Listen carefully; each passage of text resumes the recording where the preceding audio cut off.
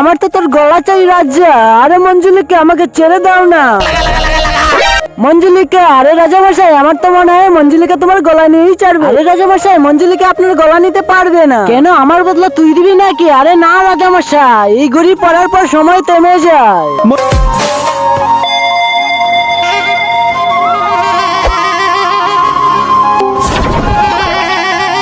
আরে কবিরাজ, এই মঞ্জুলিকাকে দেখলে আমার ভয় করে। আরে রাজামশাই, চিন্তার কোনো কারণ নেই, সময়কে আমি থামিয়ে দিব আর আপনার জায়গায় অন্য আরেকজনকে বসিয়ে দিব। আরে কবিরাজ, আমাকে বাঁচিও। আচ্ছা রাজামশাই, ঠিক আছে। এই বৃদ্ধ অসহায় বাবাটির জন্য কেই বা লাইক এবং সাবস্ক্রাইব করবে? আমি জানি দুষ্টু চ্যানেল একদমই করবে না, আর ভালো চ্যানেল অবশ্যই লাইক এবং সাবস্ক্রাইব করে দিবে।